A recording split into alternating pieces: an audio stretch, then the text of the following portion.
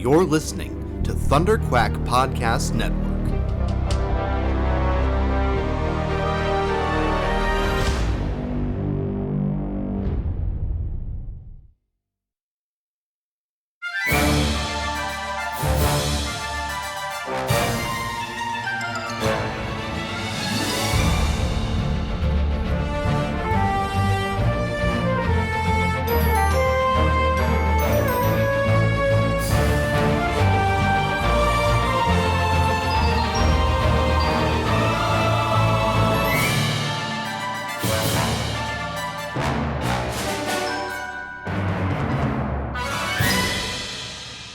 Hello there, and welcome back to Force Perspectives for Part 8 of Ahsoka, the Jedi, the Witch, and the Warlord. I am, of course, your host, Michael Cohen, and with me, as always,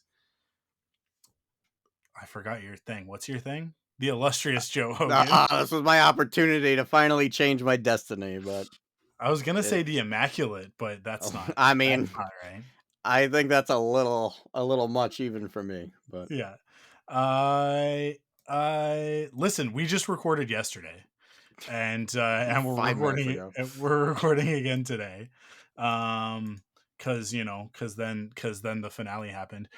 We made a bunch of predictions on the last episode that nobody heard but us, and I could just remove them from the episode because they were pretty much. I mean, like I think like I got a couple of half points, but most of it was wrong. You were Uh, close on it some was things, close-ish. which is weird Um, because usually you're like pinpoint bullseye accuracy on a lot of Yeah, things. with Mando, I've been pretty accurate on what's gonna happen. With Bad Batch, I am like 1,000% I'm accurate. convinced you're a ghostwriter for Bad Batch, and you just come on here and just say, "Oh, maybe this will happen." I wish, I wish. Um, I think the thing with Bad Batch is that crew is following a lot of sort of well trod territory in Hmm. terms of like mythic storytelling archetypes and tropes and stuff like that. So it's like if you're wise to that and you are and you're paying attention, it's not that it's predictable. It's just that it's they are stories that resonate, right? So Sure. and that's why Bad Batch has been so good. So I don't fault them for it at all. But with Ahsoka, I it's a little bit more all over the place. Dave's a little bit all over the place. I mean, like, I think that it's a very tight story. I think it's very good. But in terms of like archetypes and tropes, he played very fast and loose with this whole season, I think. In terms it just sort of in terms of the way that a lot of it ended up playing out. But yeah, I mean, like I think the Vong thing was definitely like swinging for the fences, right? That's the biggest place where I'm wrong, is that we did not get anything to point towards the Vong, and it ended up being a Mortis thing, right? So, Hmm. but I was like 90% right on the fact of like we will forget that Balin is in the show until the very end of the episode. They had a Yeah. couple more scenes after that, but they really did because they ended up kind of doing a little bit of a montage of like here's where everybody is. But I really expected it to sort of like the story to play out and then to have like a bit of a beat and then a final moment and then essentially the scene that we got, right?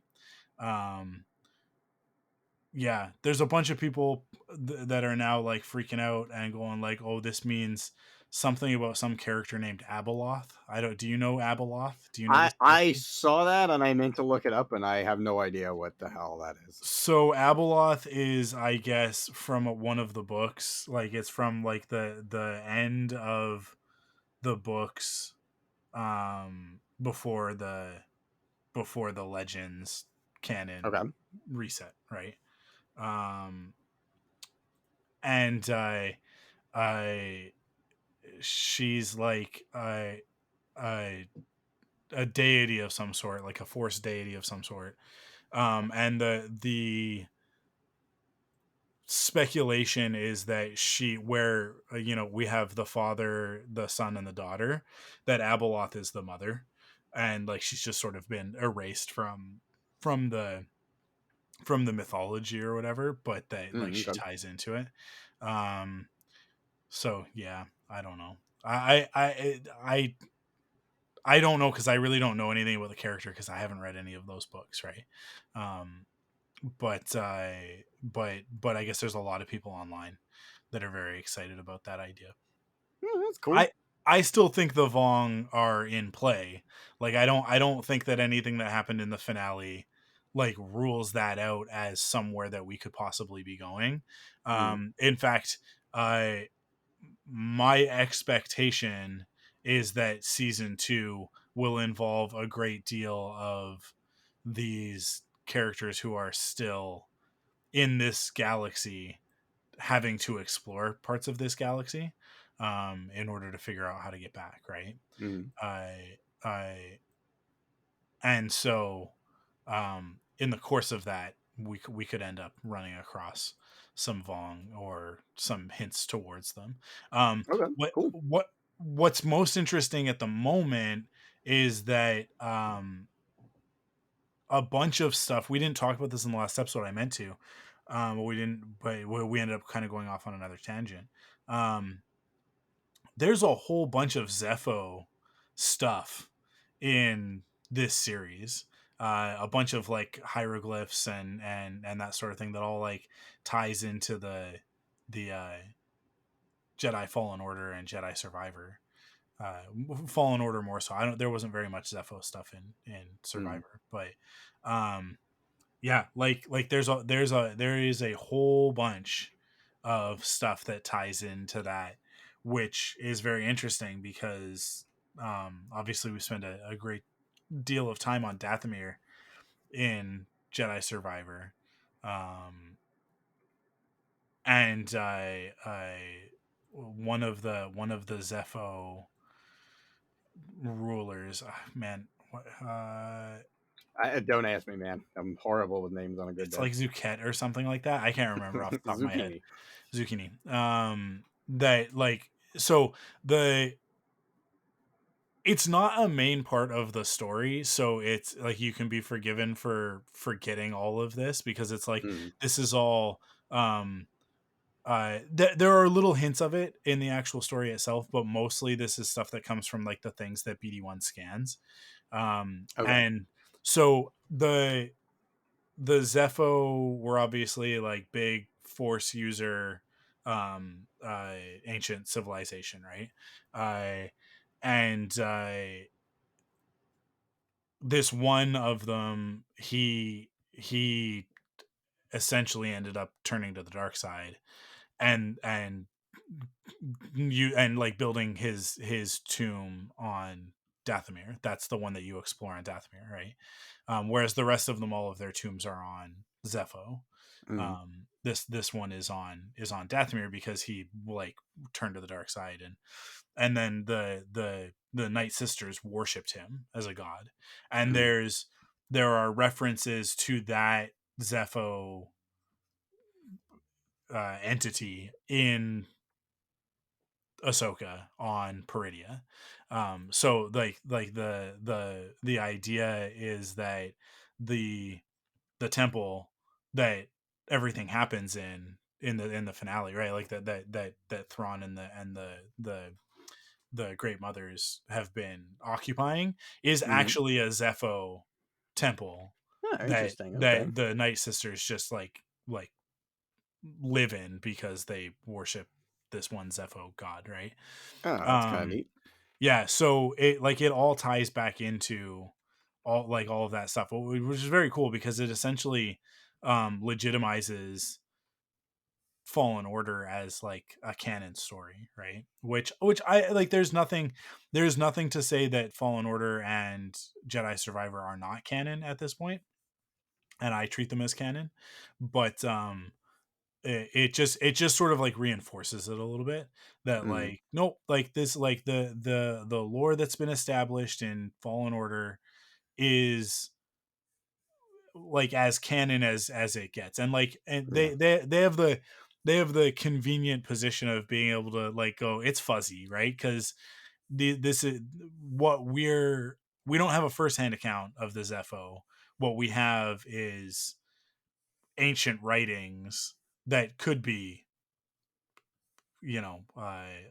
unreliable, right? Like Mm. that like that's from the perspective of these specific people, and it's like, you know, not to not to upset the Christians in the crowd, but like, like the Bible is not, let's come on, guys, let's be real. um mostly the fact that the Bible has been translated, well, the Bible itself is not a singular work anyways, but like in a similar fashion, right? Like the Old Testament as it appears in like a King James version of the Bible, translation of the Bible, is far from accurate even to the original text. And then the original text was an oral tradition for 5,000 years before it was Mm. written down. So, like that means that it is in terms of like a historical document, it's very unreliable, right? We You have to have other things to corroborate specific events. But so you could in the same way treat the Zepho, like all of that sort of like archaeological stuff from the Zepho, in the same sort of fashion of like, well, let's take it all kind of with a grain of salt. So you get to have wiggle room there in terms of like canon storytelling, right? Until the point that something becomes a a, a real like canon story. Like we go back and we like actually have some stories about the Zepho, but I don't think they'll ever do it. So Mm. it'll always just be a background thing, um, that's just there for gigantic nerds, just the hugest nerds. But everybody's now arguing about a bunch of stuff online about what's canon and what's not canon and blah blah blah. My favorite thing that people are arguing about right now is the dumbest thing that you could possibly argue about. Like this is what tells me that Ahsoka was a great series, is that like the things that people are mad about on the internet about this show are the most like inane things, right? Like going after Lars Mikkelsen for not being like shredded as Grand Admiral Thrawn in his 60s, right? And it's like, come on, like lay off, like let the dude be a human being, and just live his life. He's giving the performance of a lifetime and nailing the character. So who cares about any of that other stuff? The thing Michael, that you're forgetting that people are stupid That's right. and they can't let Yeah. that go. They can't do stuff So like that.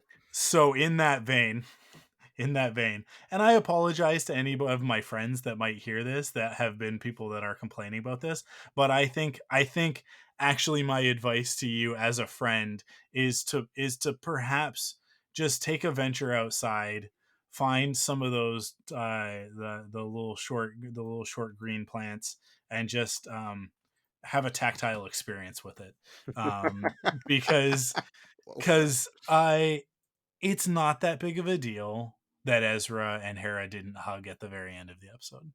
It's really not that big of a deal.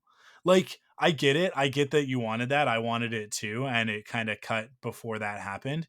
Here's the reality, you guys. Here's the reality. They weren't on set together. Like like Oh, figure really? figure it out. It's not that hard. It is not that hard to look at that sequence and go, "Oh, those were shot on different days." Like there's no there this was Dave being clever with the schedule, right? Why would they be on set the same day, right? Like Mary Elizabeth Winstead, she's got one scene with Ezra. He's the rest of his scenes are in this completely different environment, right? That I'm gonna guess is probably not actually the volume and was actually location, right? Whereas everything I think that Mary Elizabeth Winstead did was studio, whether it was the volume or a set, right? But most likely all in the volume, I would guess. to one degree or another, right? Like the cockpit of the Ghost, I'm sure is like set up inside the volume, and Mm. then right, like they shoot it so that they can have like space and everything moving around it. So yeah, like I would almost guarantee that the reason for that is so simple, and it is just they didn't physically occupy the same space in order to shoot that, because it's not that big of a deal. Like logistically, like to like in order like to put those to stitch those shots together, right? Um so to me, like I look at it and I go like, this is very like to me this is very obvious that like Mm. it's we know where it's heading. We know that he's gonna walk across that you know landing bay and like the ship bay and give her a hug. We know that that's what's going to happen. And listen, in season 2 they're going to be together the whole time, so like relax about it a little bit, all right? Because like it like there's more story here to tell. Like, everybody going like season 2 announcement, please come on, confirm. And it's like, you guys, you Did you guys, watch the show? you guys.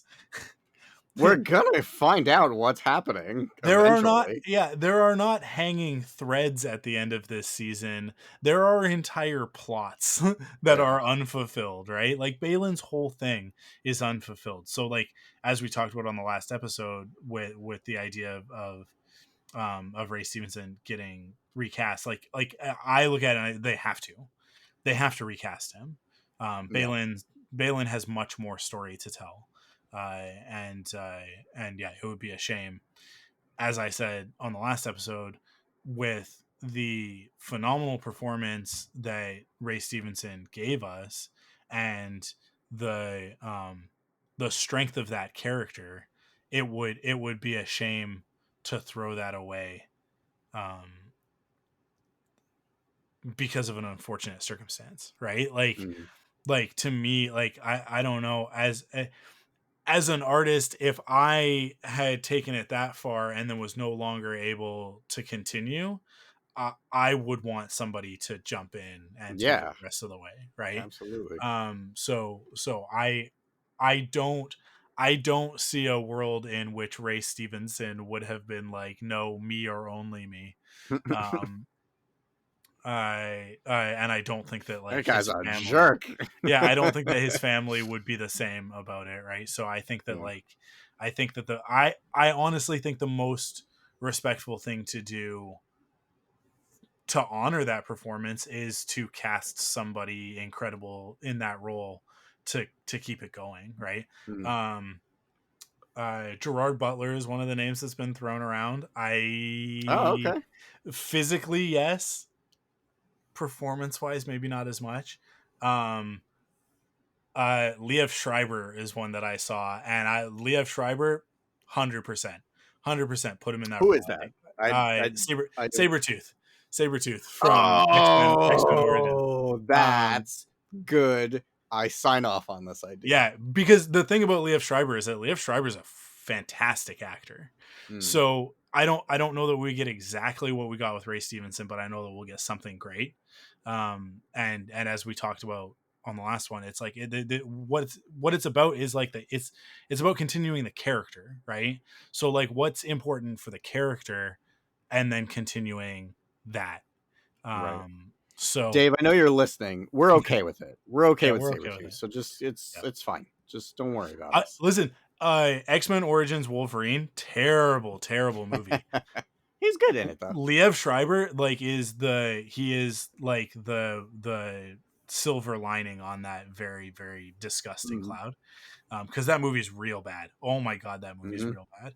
But he is fantastic, especially like uh, um, across from Hugh Jackman as Wolverine. Like I think that the two of them played off of each other really well.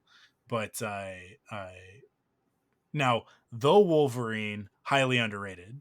The Wolverine is a great movie. It just falls apart in the third act because it's from that period of superhero movies Mm. where where they hadn't figured out that like it's actually more important that we have character moments at the end in the third act than fighting a robot, or like a big CG monster. I don't know, man. Um, Robots are pretty cool. I mean, like robots are pretty cool, and the Silver Samurai fight is pretty cool, but it just kind of lacks substance compared to the rest of that movie.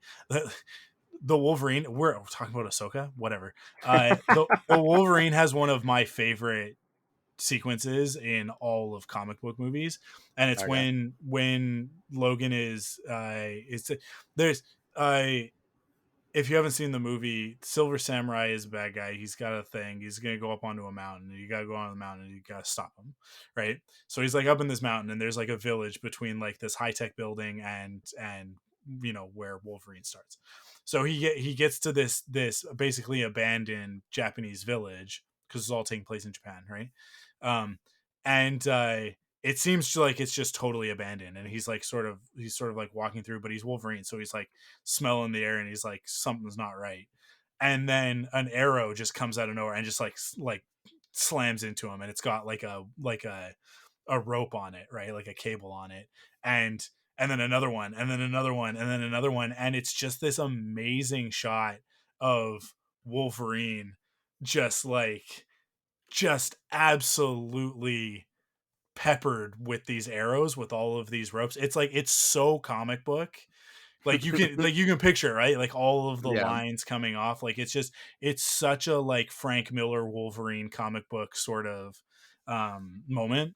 It sticks with me. I love it so much, and so like I forgive a lot of the other stuff in that movie because it has that moment. I'm like, listen, I've read a lot of Wolverine comic books. Most of them are actually utter garbage.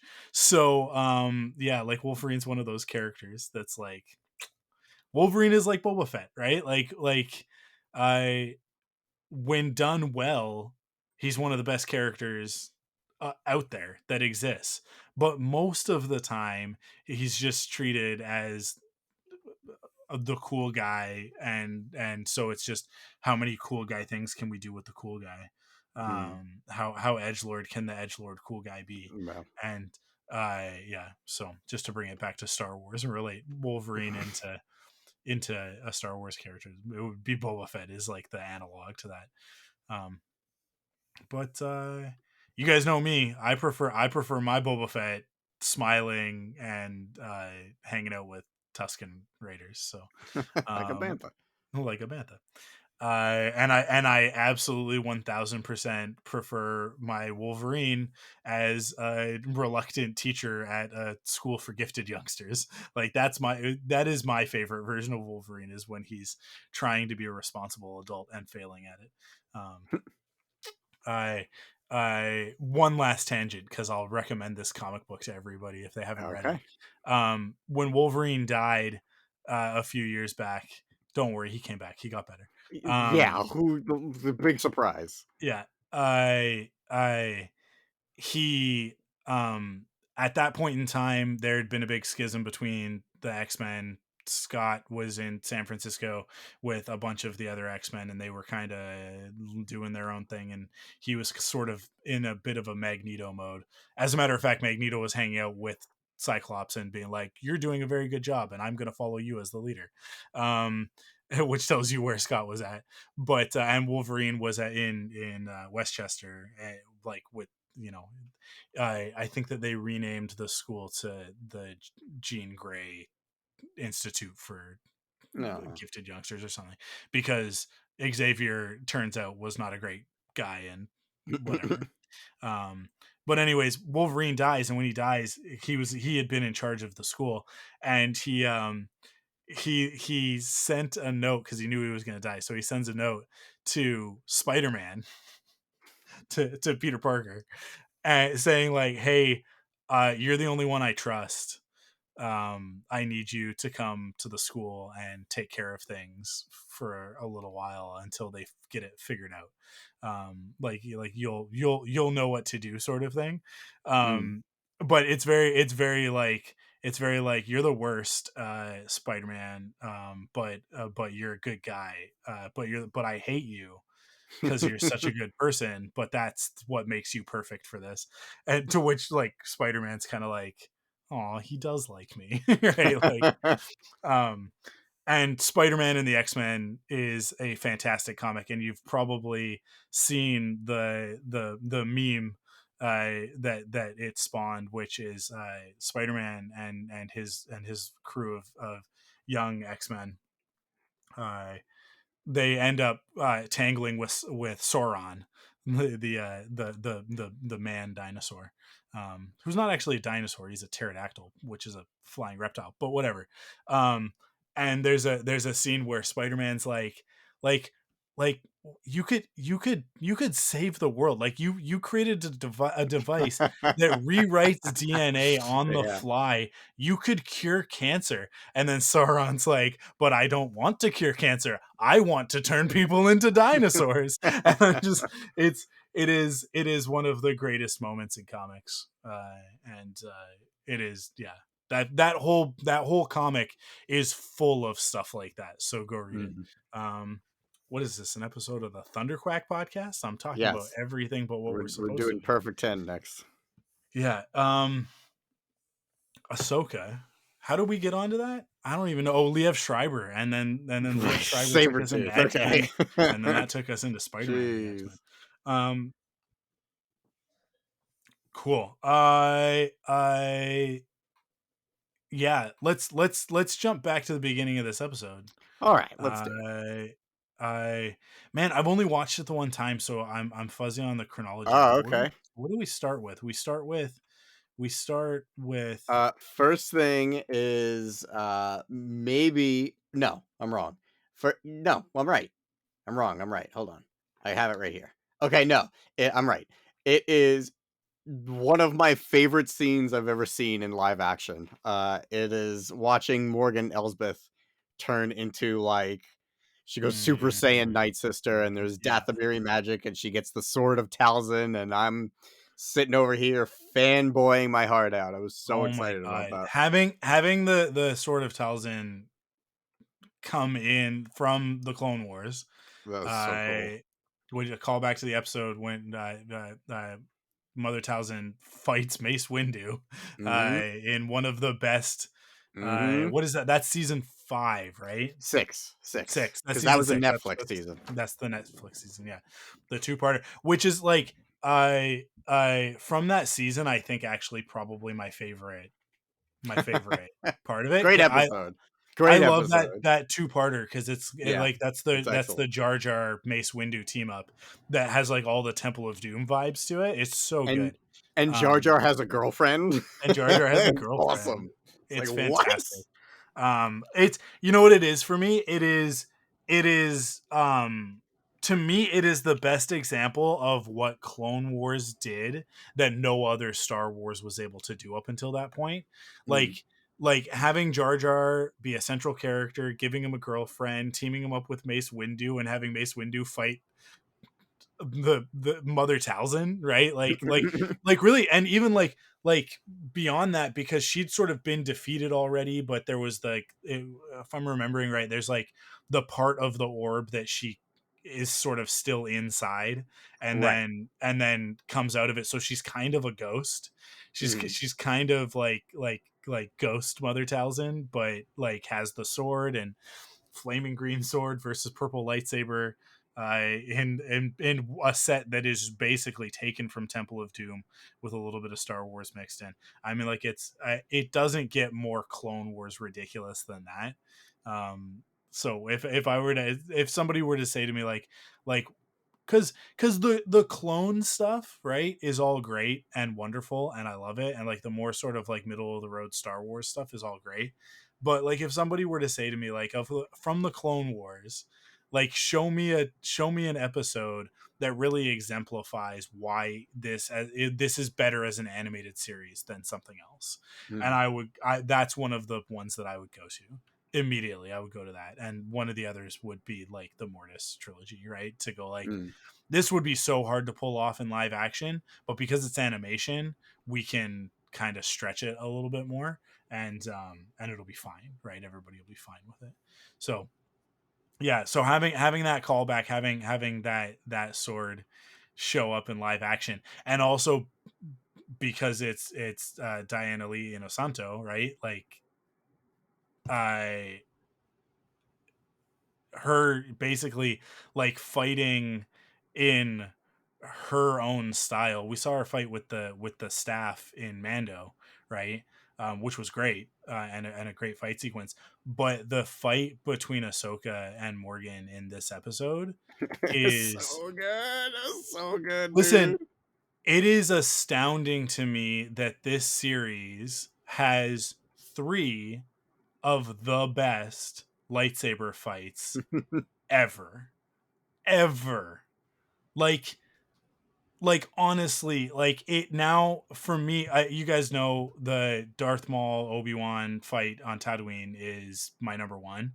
And then after that I would probably put Luke and Vader from Empire. Um and then it's tough because now I got to look at like the three in this season, and it's like we've got the first fight between Ahsoka and Balin, which was so good, right? Like it was such a great fight. And then we Mhm. have their second fight, which was a little bit shorter. It was more brief, but it was still like what we talked about on the last episode, the way in which it it was a completely different, even though like these two characters had just fought each other, they're fighting each other again, and Ahsoka has changed so much Mhm. that it's a completely different fight, Right. right? Yeah. The um dynamic is just totally different. yeah, but then Ahsoka fighting Morgan, like lightsaber to magic blade, was just like it the Crouching Tiger Hidden Dragon vibe was so strong because Yeah.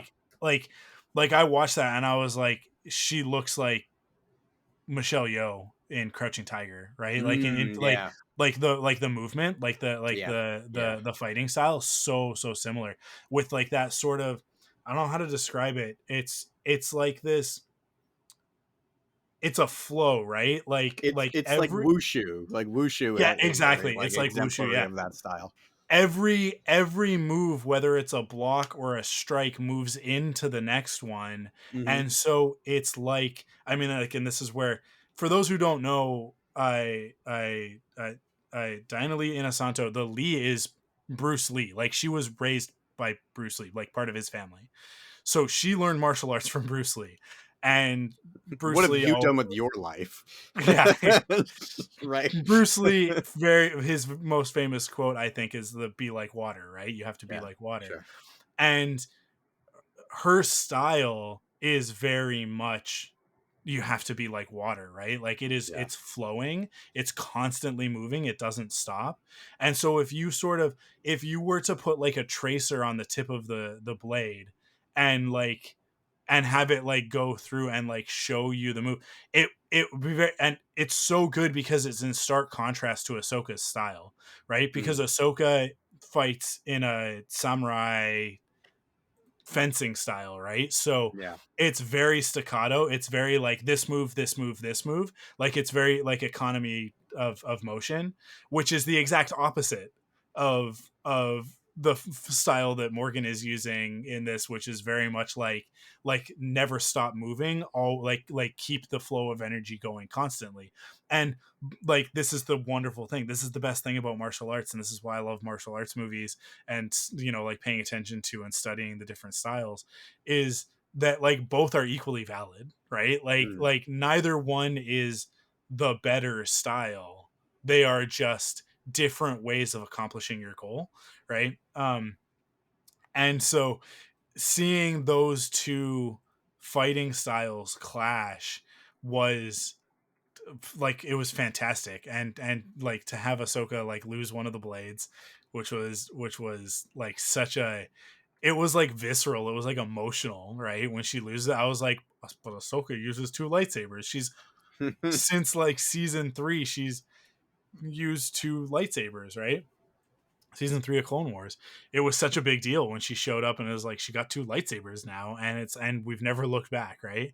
She's got the regular blade and then the Shoto, um and now she's just down to the one blade. And it was, yeah, like I don't, there was just so much about that it worked so well for me.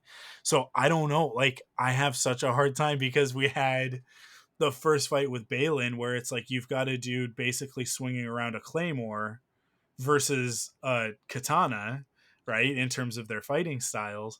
And then here we have like this, like you say, like it's like a wushu, like sword style, Mhm. right? Like that very like crouching tiger, hidden dragon sort of vibe to it again versus the samurai sword. And I just like, I don't know which fight's better, Joe. Tell me which fight's better. Honestly, the one I was really into was the second one. I mean, The wait, when you second say Balin fight. wait, are you talking about the Balin fight or Morgan's fight? So we've got the 3 major duels with Ahsoka, right? So we've got two fights with Okay. Balin, Okay. and then we've got the fight with Morgan. Okay, so you're asking overall what's the I'm best? asking Man, overall, but I don't know. They're it's all hard, so right? good. It's But that's so the thing, like difficult. they're all so good because of the thought that went into each one. Yeah. You know what I mean? They, Like it's they didn't just say and now they fight. Or you know what I mean? It yeah. was just like really well thought out The action choreography that is also telling the story, right? Like exactly. it's visually Exactly. telling the story. So Yeah. it's a Yeah. subjective opinion at this point, whichever We one's better, man. we learn things about the characters Right. No. by the way that they're fighting, right? Yeah. Like we learn so much about Sabine and Shin, right? By the way that they fight each other. Um and even in this episode, I mean, like, dude, we'll talk about Ezra building his lightsaber in a second, but before we do that, we're kind of all over the place. But Well, um that's the next scene anyway. the moment when they bust into the temple, and then the night troopers come down and they start fighting them, and you get Ahsoka with her dual white blades, Ezra with his new Kanan inspired blue lightsaber, and then Sabine with Ezra's green blade, right? It like just visually, I was just like, oh my god, this show. I didn't like. It has been such a long time since we've seen something like this on screen. Mm, uh the sequel trilogy really treated a lightsaber um as a rare thing, and I like that. I do actually like the way that the lightsaber was treated throughout that trilogy. I don't necessarily like the way that things go in Tross, where we have to introduce Leia's lightsaber so that we have two, so that Ben can have a lightsaber. That's not his Kylo Ren blade, but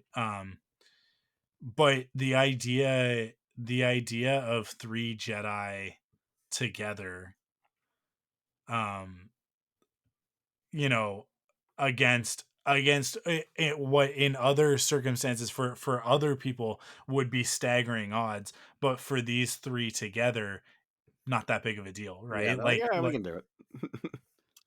it just like it there was just something about it that just felt really good.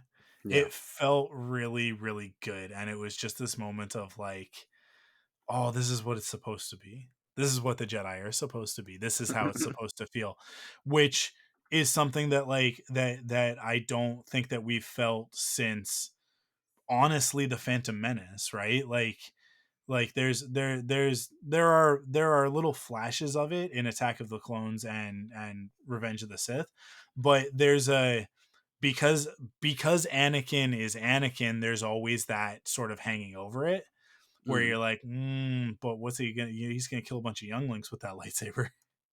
Um, whereas, like, when I think of the Phantom Menace, and I think of the first time, the gas comes in, and then the we cut to the outside and the doors open, and we see the two lightsabers ignite, right? And with the green and the blue, and Mm. then Obi-Wan and Qui-Gon come out and they just start wrecking shop against these battle droids, and you're just like, oh, that's what the Jedi were like, right? Like, listen, man, people want to act all cool, like I didn't like the Phantom Menace even back then. Shut up. You're a liar. You're a liar. You sat in the theater, and when that blast door opened and those two lightsabers ignited, you got excited. You got excited and you smiled, and it was fun, and you had fun. You had fun until you read about it on the internet later, and then you were like, Jar Jar Binks is dumb. Well, you're dumb, because Jar Jar Binks isn't dumb. Jar Jar Binks is fantastic. Uh yeah, so it gave me that feeling of like, it's just three Jedi against the forces of evil, right? um One of them happens to be wearing Mandalorian armor, which is one of those things that we all fanficked before we knew what Right. fanfic was, And right? then Like, people shamed those people, like, "Oh, Mandalorian jazz, stupid." yeah, exactly. I mean, like, the first Star Wars character I ever created, I'm not even ashamed of this. I'm proud of this fact. I was 10 years old, and the Okay. first Star Wars character I ever created was an Ewok Jedi with Mandalorian armor. Aw, that's actually clever and cute. Yeah, so yeah, like I the this sort of thing is something that I have been waiting for forever, right? I mean, like the dark saber was a thing, and we got to see the dark saber, but the dark saber was also like, well, this is the Mandalorian lightsaber, right? So it was kind of a cheat, you know. But to see Sabine fully suited up with the helmet on, with the green lightsaber, it's just like, yeah, that feels good. That feels right. It feels nice. Um, but we'll come back to the night troopers and the zombies and all of that. But let's reverse course and jump back to the Ezra Huyang scene, which might be one of my favorite scenes just in general in Star Wars.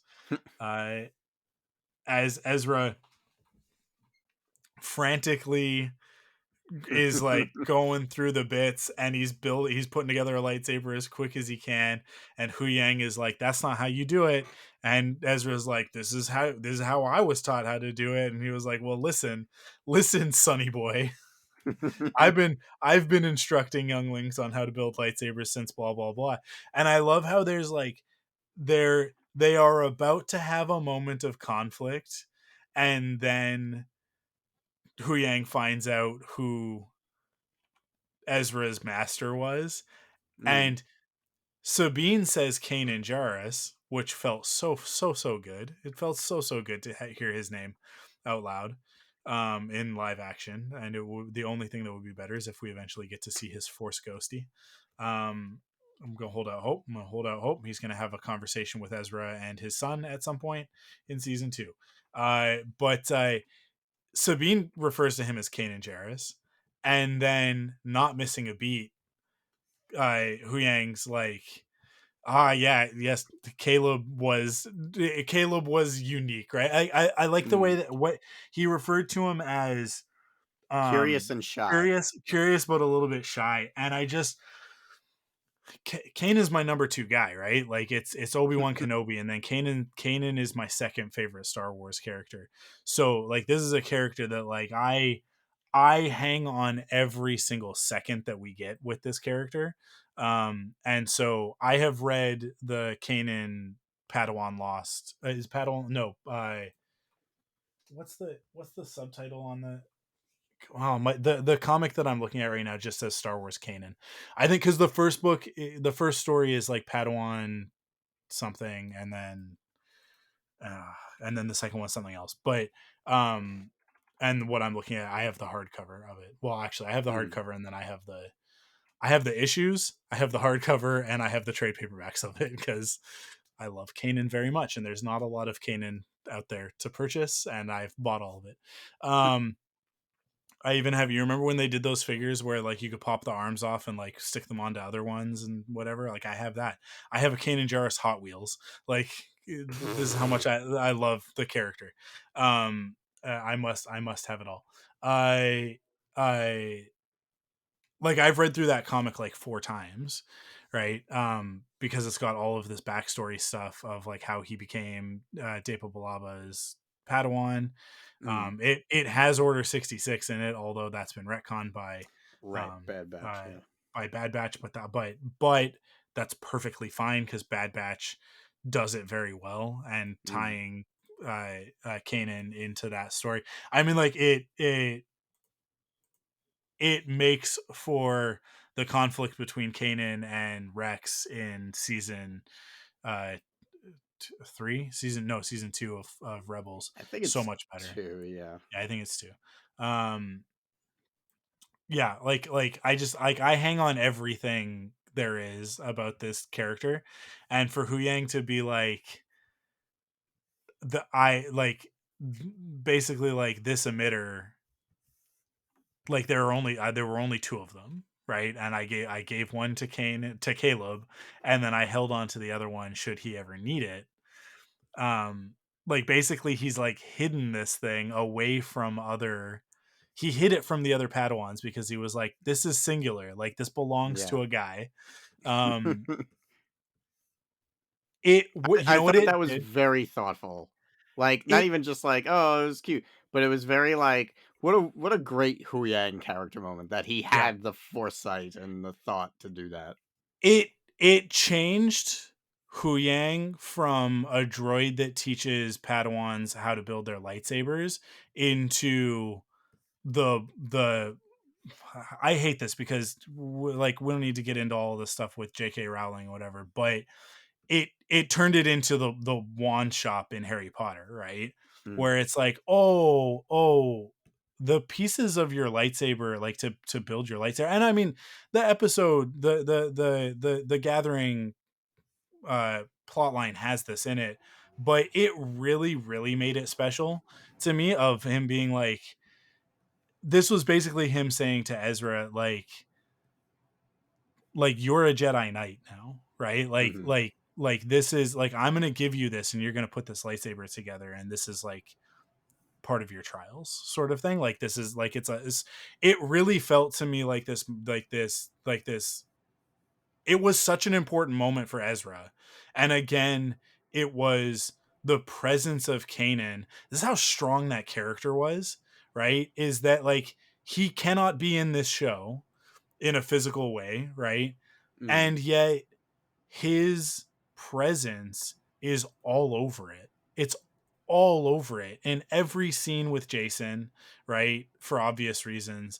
But even like in this moment now, and it's like every interaction where every time Hu Yang talks about Ezra now, there will be a connection into his connection to Caleb and all of that, right? Like it just, I don't know, it made it so special, and it made that lightsaber, this new lightsaber that he's constructed, that has elements of you know his other this is Ezra's third lightsaber, which is kind of funny, but um it has elements of sort of both of those previous lightsabers, and then Kanan's as well. Now it's got the same emitter as Kanan's, which is such a unique one, right? Here's the really interesting component here. We've seen one other character in canon who has an emitter in the same style. It's not the exact same one. This is an exact same one, right? Like this is a duplicate of Kanan's emitter from his lightsaber, which is special also because it's part of the iconic moment with that character. It's like, I'm about to let everybody in on this secret, right? And he Yeah. pulls the pieces apart, connects them. So like I think there are very few characters whose lightsabers we're intimately familiar with, and Kanan's is one of them. Um, and so seeing that moment, it's like, if you are a fan of Rebels, if you watch that show, then you recognize that. If that's the case, then you would also recognize that Shin's lightsaber has the same Yeah, the I did same catch that. guard on it. Mm.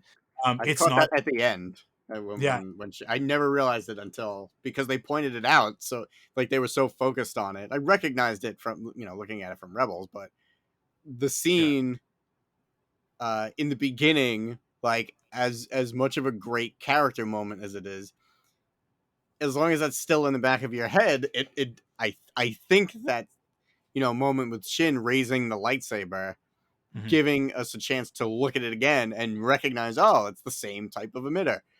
Yeah. I feel like that was done on purpose. Yeah. Well, I mean, I've said it so many times in the course of talking about this series. Dave doesn't he doesn't make mistakes like that, right? Like Yeah, he doesn't yeah. he, like coincidences don't happen with him. Like if Shin's lightsaber is reminiscent of Kanan's lightsaber, which I think I said way back when we talked about, because we see it for the first time, right? Because Hu Yang uses it to identify them, right? Mm, And I think that's in the second episode. I I I I I think that I called it out that like her lightsaber is a very similar style to Kanan's. And then Balin's is very unique, right? Because Balin's has the cross guard, like you would see on like a sort of like more of like a Celtic, like a claymore or sure. something like Yeah, that, right? yeah. Um, which is very unique. I mean, like I don't we haven't really seen that. We've seen a couple of like similar designs in High Republic lightsaber designs, but they actually have cross guards on them, right? Mm, Like the Kylo Ren cross guard blades, right? But like his is just it's just decoration essentially. But yeah, but hers has that same sort of disc. Um, um, it's almost rapier esque, right? Like and Kanan's is similar, yeah, but yeah. actually in Kanan's it's meant to be evocative of oh, not a Bakken. What are the bamboo ones? Because the Bakken a Bakken is a wooden blade, right? But the Mm. oh, what are the The I kendo can't think of sticks? it. A kendo stick, yeah. So kendo sticks have a round uh handguard, like cross guard Mm. on them. So it's meant to be evocative of that. Like Oh, okay. that was the original design there. And so hers also has a very similar one. Kanan's is the it's kind of shaped like a dish, right? Like a radar or a satellite dish, and Mm, it's I guess concave. Yeah, concave means it's going in down, right? Like it's sort of if you're looking down on it, it's going in. I think on Shins, I'd have to go back and look, but I think it's flipped. I think it's upside down. It's more the rounded part is the top of the hilt, and it's sort of fanned out, as opposed to the other way around where it's like with Kanan's, it's more of like a dish that would catch rain, an upside down umbrella. mm. Um, but yeah, so they are similar but mirrored, I think. I'm pretty sure. um Shins might actually be like a full disc, like top and bottom. It again, I have to go back to that second episode and look at the hologram and like really study it. I it kills me every time we see a new lightsaber design. I'm like, oh, they got to put on a new version of the book, because I have it right next to me because it's October and I'm doing all my drawing, right? And so I have this is the most valuable book in my Star Wars book collection, which is the lightsaber collection, Mm, and this was post Tross. So I like the most recent designs that are in it are the Rise of Skywalker ones. So Rey's okay. lightsaber and Leia's, right? But this book has every not every, but like it has all of the main character movie ones, right? So like like this is how deep it goes. Like the first one in the book is Ayla Secura's lightsaber, but Mm, it has both of Ahsoka's, right? Her Clone Wars ones as well as her Rebels slash Mandalorian ones, right? It's got, I think it has all of Anakin's different versions of his lightsaber, because I think there are three versions of the Anakin blade of the saber. One, two literal ones, like, because there's the one that gets destroyed on Geonosis, right? And then he builds his new one. That's the Mm, one that Luke gets. But the one that he has in Revenge of the Sith is different from the one that Luke has. Technically, the one like A New Hope and Empire are, there are some differences, but they're essentially the same hilt. okay. And then those are different from the hilt that Ray gets in The Force Awakens, right? Mm. And then she modifies it in Rise of Skywalker because it gets broken, which is dumb and should not have happened. But um but yeah, like all three versions of that are in this book, right? Barriss Offee's lightsaber, Sindralig's lightsaber is in here, right? But like Gunji's lightsaber is in here because it has to be, because it's made of Rocher wood and it's unique in that way. But even like, I don't know that we ever got to see this lightsaber. Jocasta knew her lightsaber. Does she use it in Clone Clone Wars. Wars? She Okay, does. Well, we the changeling who is not Zam Wessel uses it, okay, yeah, yeah, yeah. if I'm remembering correctly. I'm pretty Yeah, sure that was the case. like Pong Krell's lightsabers are in here. The Cal Kestis lightsaber is in this, and then Kanan, and then both of Ezra's lightsabers are in this as well. Tara Sunube's lightsaber is in here, a very Nice, his unique little one. cane. His cane saber. Yeah, man. Like this book is phenomenal, because then it's got like, it has all of the Inquisitor lightsabers. And when I say like all of the Inquisitor lightsabers, like it's got um it's got like, so eighth brother, the fifth brother's lightsaber, it's got the Grand Inquisitors. This book is so good, dude. You don't have this, do you? No, I don't. I don't. You like, I mean, maybe wait, because they might put out a new version Yeah, at with this all these point, new yeah. lightsabers, which is my point, is that like they need to, I think they just need to do like a volume 2, Mm. and add in a bunch more of like the EU lightsabers and stuff like that. But um yeah, cuz when I'm drawing and I need to see someone's lightsaber, it's like I can search on Google, or I can just grab this book. And so I watched this episode and I was like, oh, we need a new one. We need a new one so bad. They should, because like, I think the dark saber's in here. But Grogu's gonna make a lightsaber of it. Yeah, the dark saber is in here already. But Grogu will make a lightsaber eventually. Mm. Uh, but here's how deep this book goes. Here's how deep this book goes. Asajj Ventress's lightsabers are in here, right? Ooh. Her Padawan lightsaber is also in here, Oh, that's cool. which appears in one episode, Yeah, right? for a But hot second. Yep. since this was published, we've got Dooku's lightsaber, but we have Oh, Dooku's his Sith cool guy lightsaber, one. but we Yeah, don't have his Jedi one. So we yeah. need that. We need that for sure.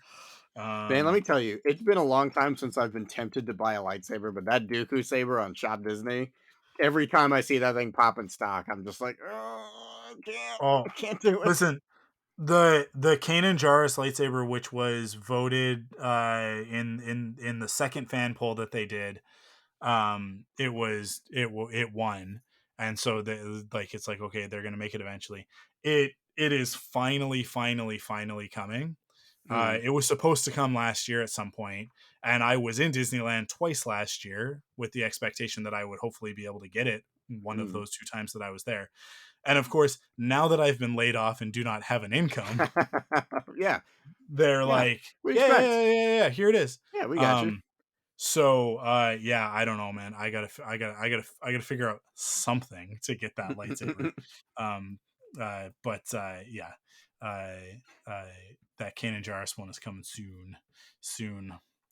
It's so great. It's such a great lightsaber. I love it so much. Um, what else do we have to talk about in this one? So we can talk about. I mean, we still have a lot to talk about. Let me scrub through a little bit. Let's see. We didn't talk about the zombies yet. So they kill all the night troopers, and then the night troopers come back to life with glowing green eyes in the helmets, which was super duper rad. Um, and then they just kept killing them, but then they just kept getting back up, which is a Yeah, bit of a problem. it So was awesome. I'm curious about whether or not uh, that uh, temple falling on top of them, finish the job, or like whether or not I the Great Mother's leaving the galaxy would maybe The magic goes with yeah, them. yeah, Well, but puppy horses were fine with the temple collapsing on top of them. So, right, right, so yeah, here's the question, because Morgan is obviously defeated by Ahsoka. mhm. Do you think she's gone, or do you think we'll see her again? No one's ever really gone. I I, can't I, imagine I, that she'd get I, the I she go I ahead, go actually ahead. love her. I love that character. Yeah, I'm actually drawing her right now. Um, I really love her. I loved her performance. I love that now. She just got that cool guy power up and yeah, immediately died. I mean, I get it. We need to have her stronger because we know Ahsoka grew since the last time they fought. So in order for her to keep up, she's got to grow too. So like I get it. I get why they did that. I get why, okay, maybe that really was just it. But I hope not, man. Like, I want to see more of her. Like, I don't know, man. I yeah, want to know more about that character. I want to know yeah, all about, like, how she got involved in the first place. I want to know what her actual motivations are. Like, why was she so loyal to Thrawn? Like, I don't know. It's not that I think it's disappointing to not get that stuff because she's a bad guy. It doesn't always matter. Um, but like I want more of that character, so I really hope that that's not it. I would be okay. I I I am definitely one of the people who is like, okay, when bad guys die in Star Wars, like at this point, it would not be shocking if they come back, and it's kind of like yeah, eye rolly when it happens. But yeah. like in this instance, I would be okay with it because I actually really want more of this character. And it was, and I think it's like very organic to the story, right? Like it's Yeah, very, very much been set up that that's a possibility. sure. So yeah, I would welcome it. I would welcome Yeah. it. I wouldn't want her to just be like a zombie though. I would want her to have No, yeah. something and I think like with the night troopers, it's fine for them to just be zombies and to not really have a personality or anything, but just be sort of mindless killing machines. But for her, because of like the night sister upgrade that she got, it's like, okay, so like in the way that like Mother Talzin was very difficult to kill, even when she Yeah. was killed she still came back and then came Yeah. back and then came back. Yeah. um I would be okay with it. We have an established precedent, right? Of like, yeah, this is totally possible. Mhm. So yeah, yeah, And like, I if would like to anyone, see her. if anyone, I mean, you're pretty much saying that already. But like, if anybody were gonna come back, a night sister, like technically she's not a mother, right? Because I think they called her sister still, but she Yeah, still has those like. She's definitely a step up from the other night sisters that we saw in Clone Wars, other than Mother Talzin, right? At yeah, least that was my impression. That her I don't know, she just looked a lot scarier than the rest of them. She had those totally black pupils like Mother Talzin, and I don't know, it was just a little bit more flowy and creepy than a normal Night Sister. So I feel like really, if anybody was going to come back, this makes the most sense to me. yeah, Um, Plus, we're going to need some conflict because we're not leaving this galaxy for a little while. It seems. yeah, yeah.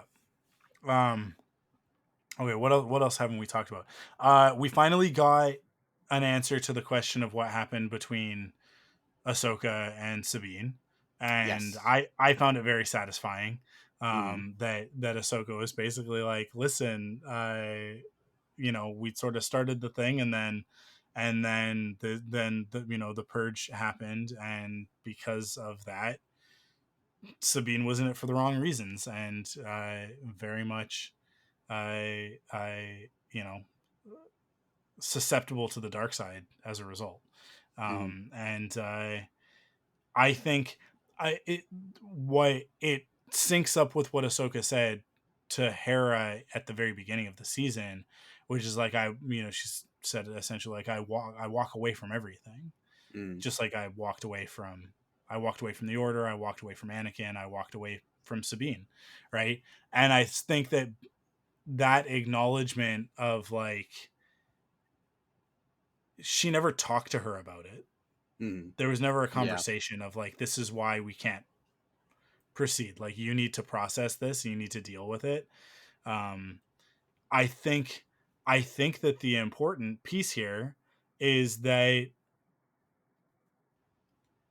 the Jedi Order was all no attachments, no attachments, no attachments, and this is the reason why, right? Mm. Because like when you have those attachments, then when something bad happens, you're susceptible to the dark side. But I think it's also very important that we establish uh, that those attachments don't have to be a downfall, right? They obviously with Luke's story, they are an asset, they are a strength. Um, but that like you can move past it, you can overcome it. Um, and yeah, so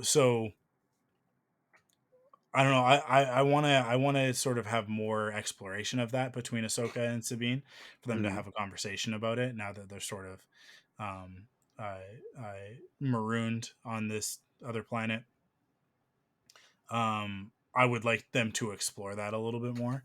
But at the same time, I'm very very satisfied with the explanation. It now I I don't need to see the full story. It like we have enough of the information for it to make sense for me, and I can fill Mm. in the blanks on that Right. on what happened.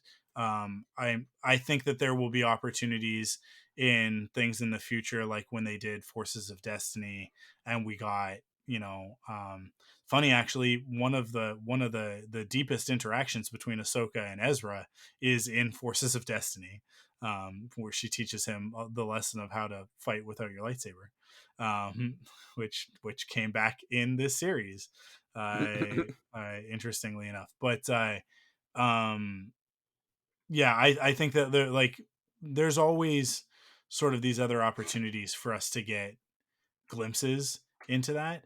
Man, it kills me that Forces of Destiny and Galaxy of Adventure are things that like sort of happened and then disappeared. Yeah. Like Galaxy I of love Adventure Galaxy of especially. Adventure. Galaxy of Adventure is so good. Yeah, it's cool. Um and just like anytime I see people do like supercuts of like all the lightsaber fights or whatever, right, from Galaxy of Adventure, and they like put it to some, contemporary music track or whatever, and it's like, Lincoln man, Park.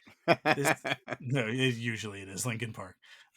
Which like, come on, guys, you can be more original than that. But you use an Evanescence track every once in a while too. Um, Dude, the I amount of Dragon Ball music videos I used to watch in the late 90s. Yeah, with the just Evanescence exclusively and set to Linkin Lincoln Park. Park, and I every once in a while you get a Disturbed in there. yeah. I but yeah, I think that we'll get hints of it at some point, but but not necessarily needing to go back and fully tell that story. I Yeah. don't think. So that worked for me. I like that. Um, and then I guess Thrawn go back to Galaxy. He Thrawn win. Bye, Woody. Yeah. So I was wrong about that. I didn't think that they were gonna go there with it, but I very interesting that they went to Dathomir. Do you think the I'm night so happy. the I'm mothers so happy. will you think they're gonna betray him? Or do you think he's gonna operate out of Do you Dathomir? think so? I don't foresee them betray. I mean, it's possible because the Night Sisters have always been very like, no, we only care about our own agenda because Mother Talzin was that way, um, with Dooku, even though she was very cordial with Dooku and Palpatine, I until they weren't, right, until like Yeah. the knife was showing, and then that was it.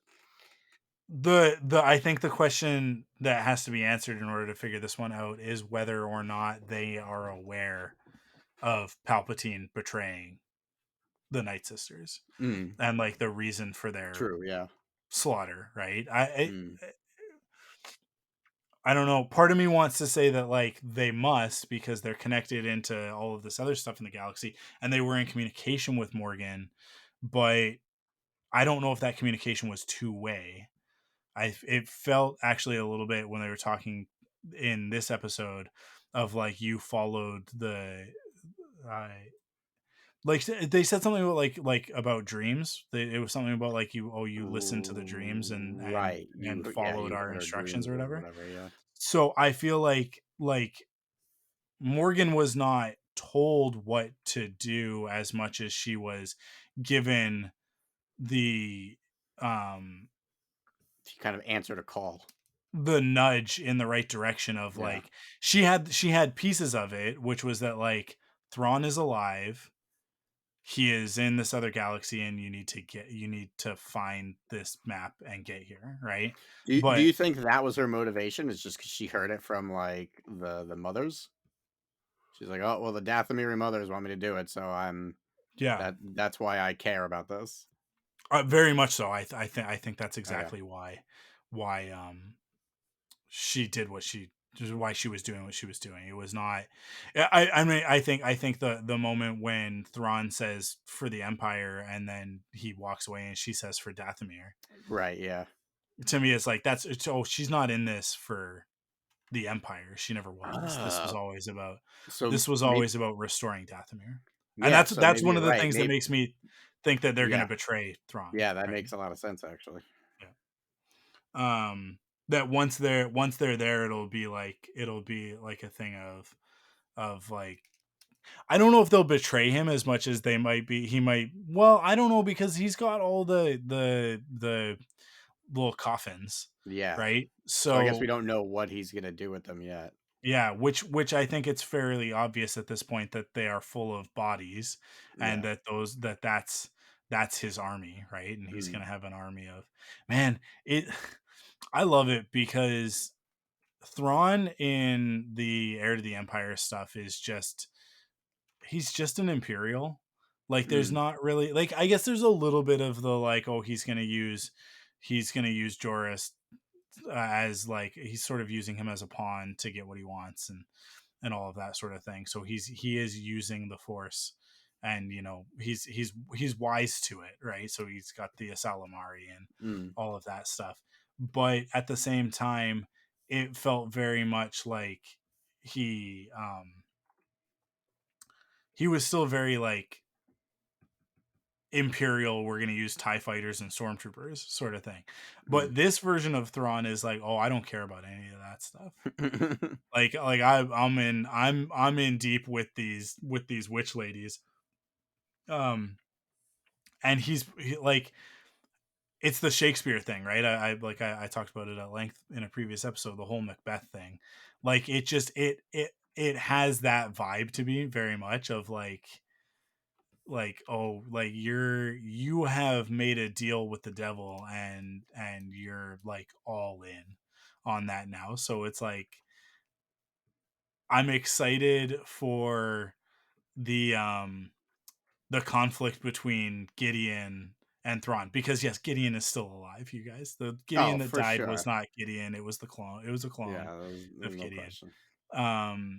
He didn't have the mustache. I again these are I don't think That's that the these are rub. mistakes. Um, That's funny. yeah, like the conflict between the I think that we'll have sort of three aspects of the remnant, right? We've got Gideon and the clone program, which is very much like, oh, Palpatine wants this, right? On Exegol. And then which is like sort of the Sith angle, right? We've got Thrawn and the Night Sisters, which is going to be like very much I think the rest of the remnant's going to be like, what are you doing? Like what is this magic? Like this can't be trusted, right? And then I think you'll have like the Imperial purists who are like, no, like the war machine is how we do this. We need to build these things and whatnot, right? And then I think what you'll end up seeing is Thrawn.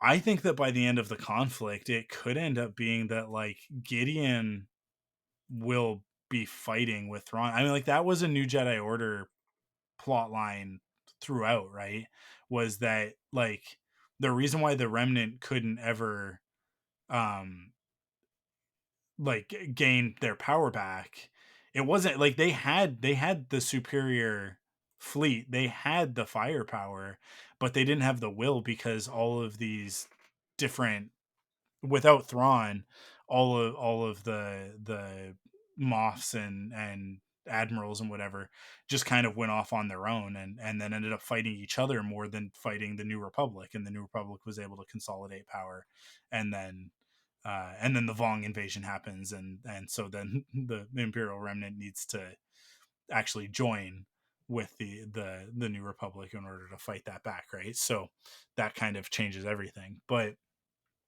I could see a an eventuality where like Gideon and the rest of the remnant end up turning on Thrawn and the Night Sisters and like his zombie army, because they're just like, no, this isn't what the Empire is. Mm. Like this is just power for power's sake, and it's like you've corrupted what the Empire is in order to secure victory or whatever, and so for them, then they'll end up fighting each other and essentially wiping each other out, and then Mm.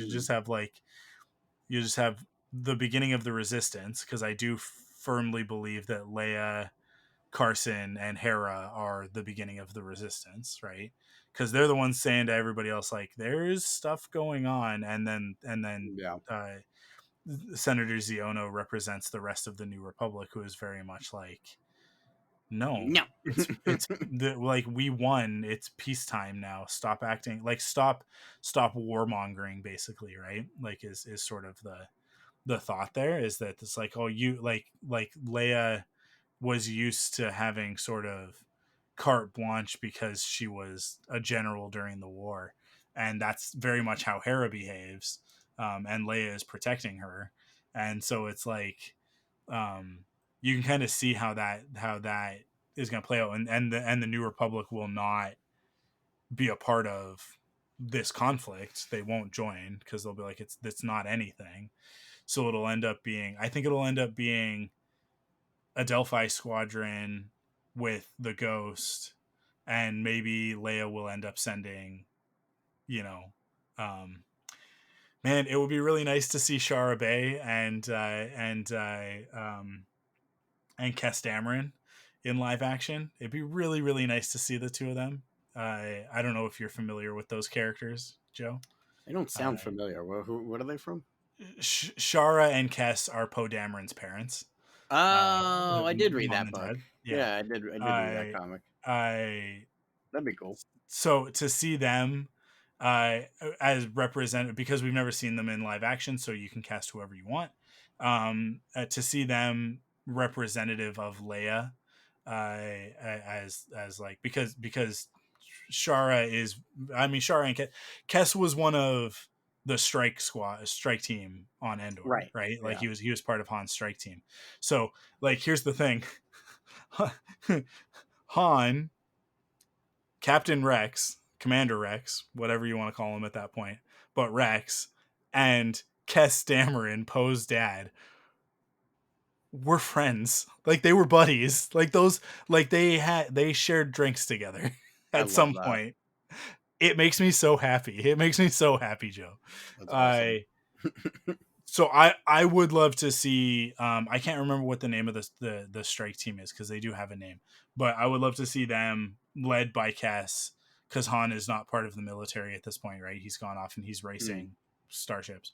um so to see that, like that team led by Kess, and then to see like a squadron come in led by Shara, and then have a Delphi squadron, which is Carson's squadron, which includes Zeb, or I mean, like I think we can imply that it includes Zeb because of what we saw at the end of Mando. um and like I said, the ghost, and then have them go and basically like ask the Mandalorians to join them, right, in order to fight Thrawn. Yeah, I mean, like, this stuff kind of writes itself. You know what I mean? asking for Shara and Kess is definitely that's me setting my hopes high. Mike, you're But not supposed to be doing any writing right now. We're supposed to be yeah.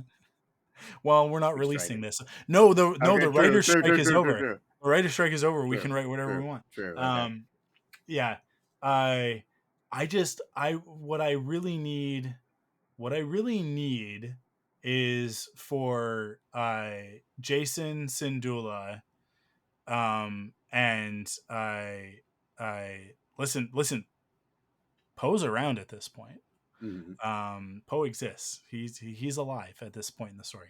Um, it would be nice to see eventually, because I'm still holding out hope that there's a Kenobi out there somewhere.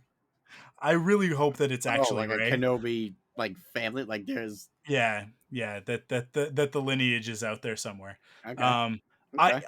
I still maintain, I still hold out hope that it's Rey, and that we will have for in New Jedi Order we will get a retcon to the bad story, um, and that Palpatine was lying, and that Palpatine's son was not actually his son, but one of just a son of the Sith cultists. Like he was just part of like, and so that like she's not actually a Palpatine, and that Palpatine was just lying because that's what he does. Um, He does do that. and that her mother, because in Shadow of the Sith, it is very heavily implied that the Force is strong in that bloodline, Okay. um, and that what's her name? Miramir. Oh my god. What? That's Rey's mother's name. I begged Lucasfilm for years, literally years, for them to tell us what her mother's name was, and then they went, "Here, you got what you asked for. Here you Be go, careful what you idiot. wish for." Yeah, yeah, Yeah. Miramir. Um, We did get Sabine's Lothcat's name this week. we did Merly. Yeah, Cutie. Merly. Yeah, fantastic. I jumped into the TikTok live stream of Merly yesterday and I Oh, asked the most important question, which is who's feeding Merly with yeah. Sabine in another galaxy? And the Star Wars TikTok answered me that they are feeding Merly. So Oh, they are the Star Wars yeah, TikTok yeah, game the is Star feeding Wars my. TikTok is We feeding are. Merly. Yeah. So That's everybody fun. can rest assured that Merly is Whew. fine. But look, I mean, Ezra's gonna pop in Sure. and feed Merly. I'm sure. Oh. We'll get a scene of that. But yeah, I hold out hope that Rey is actually a secret Kenobi. That that the line from the Obi-Wan Kenobi series where Obi-Wan says, I think I had a baby brother." That like that is important, and that like the Force can like skip a generation sort of thing, Hmm. and that like his brother was not enough, like he didn't register enough to be picked up by the Order, but that like it was sort of dormant, and Hmm. that like he lived his life, and that lineage is like that Rey is a Kenobi, right? So that we can just get rid of the fact that she's Rey Skywalker and call her Rey Kenobi. Um, I don't necessarily have a problem with her being Rey Skywalker, Mike, except for that, Mike, like, it's yeah, fiction. In your head, she can be Rey Kenobi. yeah, It's okay. yeah. No one's gonna No, yell at you well, she is until something expressly tells me until that she's she's not. not. Yeah, her outfit from The Force Awakens is like that's an Obi-Wan outfit. Um, anyways, but yeah, I really want to see like Jason, Poe. I mean Poe and Ray are together all the time, anyways. But yeah, like I just need to see like the descendants of my two favorite characters with my third favorite character. Just put all that together. Just make me happy. I Team think them that's all up. reasonable. It's listen, I never would have asked to get my three favorite MCU characters together, but then Infinity War was like, here's a story where we put Iron Man, Spider-Man, and Doctor Strange together for the majority of this movie. And I was like, thank you. All right. I don't remember asking, but thank you for doing that for me, because that was specifically for me. Like that was for this guy right here, because I haven't heard anybody else be like, oh man, best team up. But for me, I'm like, best team up, you guys. Like I can't believe that I got my three guys all together, and a great scene of, you know, one of the best lines in the entire MCU, which is who are like, he Who is introduces your him. master? I'm Peter Parker, and he goes, I'm Doctor Strange. He's like, oh, we're using our made up name, so then I'm Spider Man. I It's like, no, thought you that's were like, who is your master? What am I supposed to say? Jesus? that is also Oh a man, good line, I man. was a fan. Infinity War Endgame doesn't get much better than that, you Yeah, guys. that was some I good stuff. people will act like comic book movies are not a high art form. I listen, you're wrong, and also listen, I don't care. I don't care. On Your Left is one of the greatest moments in film, Oh man. and then Tross tried to do it, and it just, there are more of us. It's not the same. It's not the same. It tried to be the same. I can't believe that Disney tried to do it twice in one year. And but like Star Wars went second, and it was just like, the problem with Star Wars is that they ruined it. They did two things to ruin it. They put it in the trailers. Mm. Totally ruined the moment by having it in the trailer. And then it is just a bunch of nonsense. It's just a bunch of visual nonsense, right? Had it been that, like, we'd actually been building to that, and then you had, like, here's the Falcon and the Ghost and a bunch of rebel ships, and then over here is a bunch of Mandalorian ships, to which we would have been like, huh, that's interesting, not really knowing anything about the Mandalorians at the time. And then you had the Colossus and the Aces, which are like, the Aces are brightly colored starfighters, like Mm. very very pointedly so, from that series. Is like each one of them is like a primary color sort of thing, of like yellow, red, green, blue. um so you could have had the Aces, and like you could have had like these segments of the galaxy. Instead, they just put as many ships on screen as possible, and it just looks like Greeblies, right? Like it just looks like a bunch of shapes, and they're all gray tinted blue. And it was just like, this isn't anything, you guys. Like, this isn't anything. Um it needed to be a moment of like, here's a bunch of callbacks to a bunch of things for people who know what they're looking at. And but yeah, they totally whiffed that one. And then you compare that to Endgame, and it's like, come on, guys. So close, but so far. Um, do we have anything left to talk about with Ahsoka? Have we I done it? mean, Anakin was a nice little, Yeah. sweet little moment at the end. You think we'll see more of him in the next season? I hope so. I mean, if I'm being honest, I feel like it's not necessary at this point, Yeah. right? Like it Yeah. seems like she made her peace Job's done. Yeah. with the situation. He's proud of her. They nodded to each. Well, he smiled at her. She nodded to him, and like he can go off into the forced sunset now, right? Like I feel like unless there's a really good reason to keep him around, that's you ended it perfectly. Yeah. So like there's no need to mess with it unless like, you know, if there's a reason that serves as a story that, we should have him around, sure. I of course want to see Force Obi-Wan. I want to see Force Yoda and Force Anakin again. Um but don't shoehorn it in. You know what I mean? Yeah. Yeah.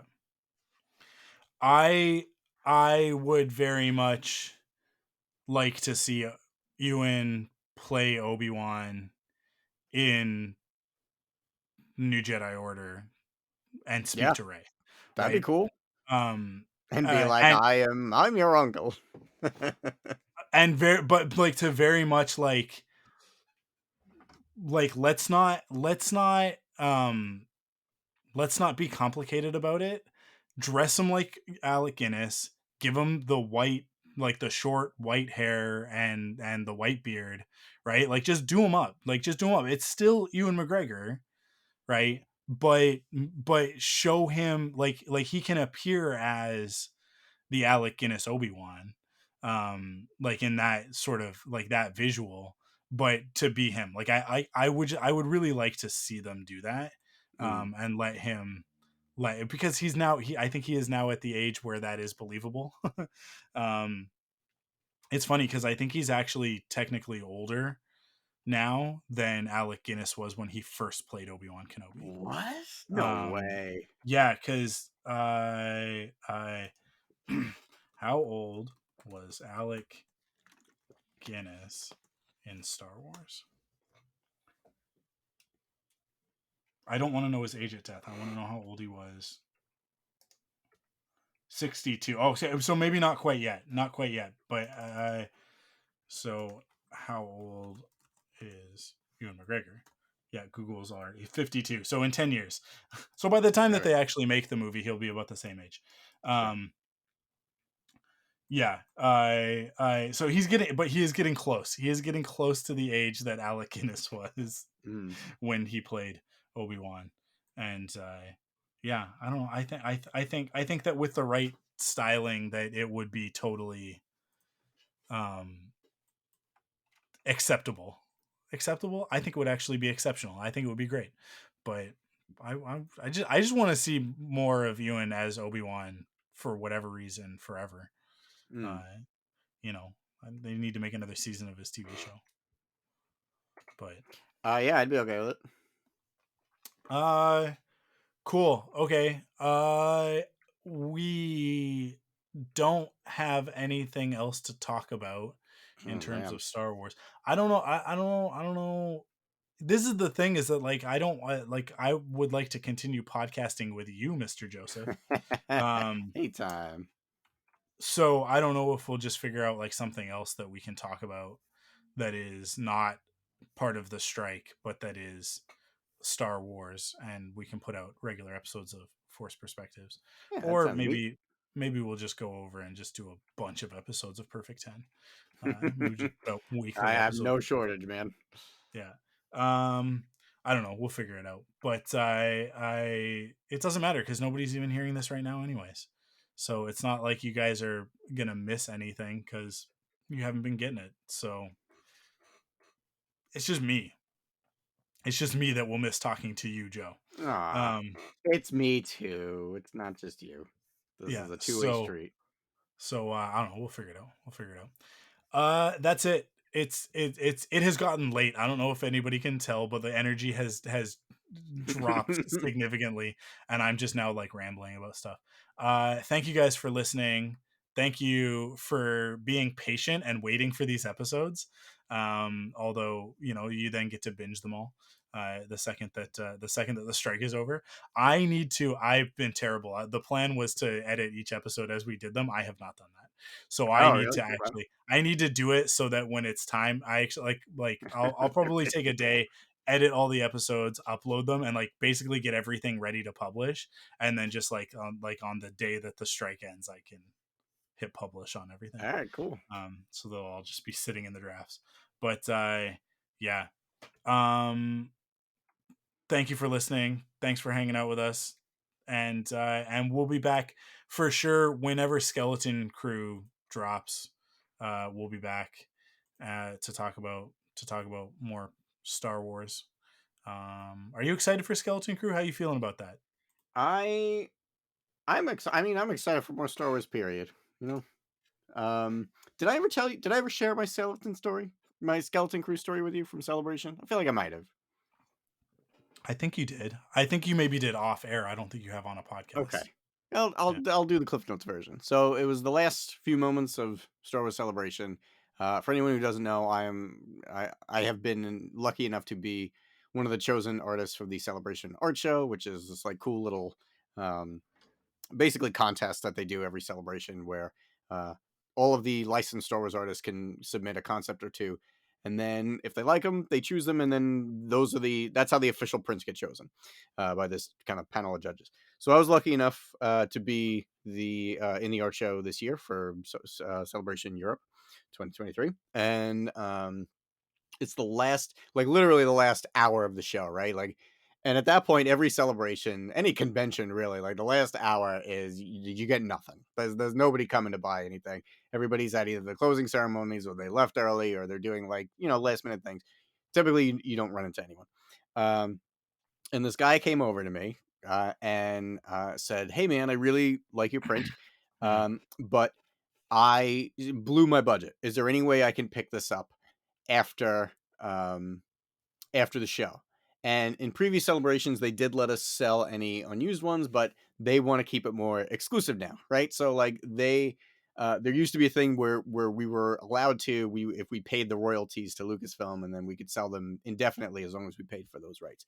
Um, but like I said, the rules had changed in the last like couple of years, so we were no longer allowed to do that. Now I don't know this guy from a hole in the wall. I don't know if he's a mole from Lucasfilm. So I always play it safe. I'm a Boy Scout, so I always follow the rules.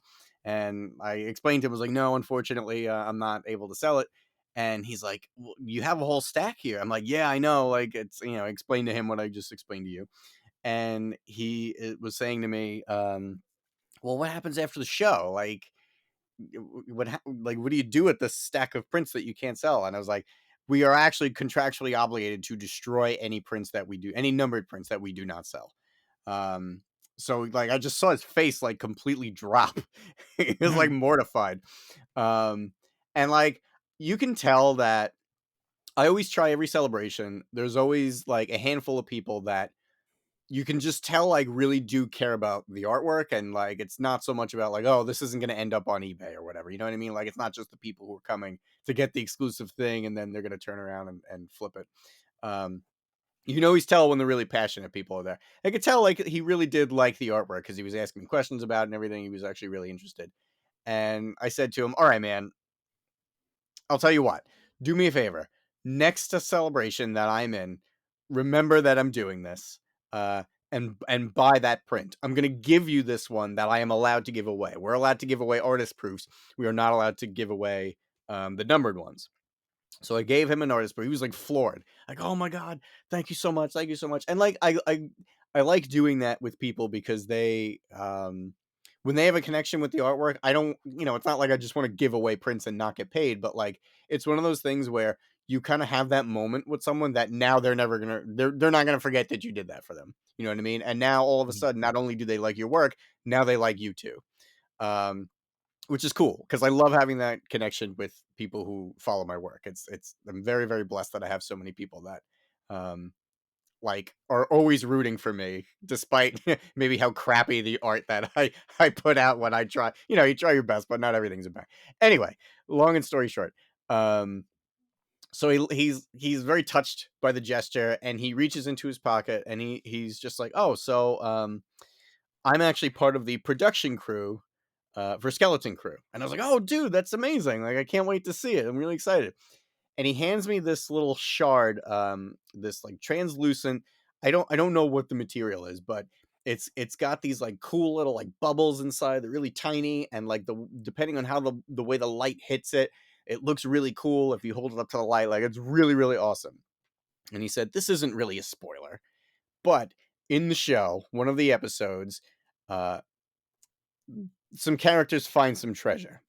And this is one of the pieces of treasure that is on screen in the episode, and I want you to have it. I was like, so like I already have a piece of like literally a piece, and Mm. metaphorically I already feel a connection to the show, that I had this awesome moment with someone who was into my work, and I got to like have one of those magical celebration moments. Like every celebration, I mean, you go to a celebration, every celebration you go, you get some kind of magical moment out of it at least once.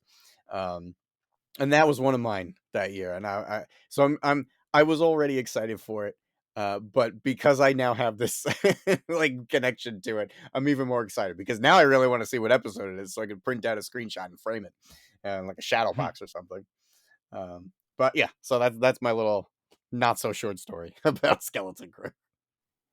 Awesome. Well, Skeleton Crew is going to happen at some point in the Hmm. future, Hmm. and when it does, we'll be there. I don't know. I'm gonna watch it.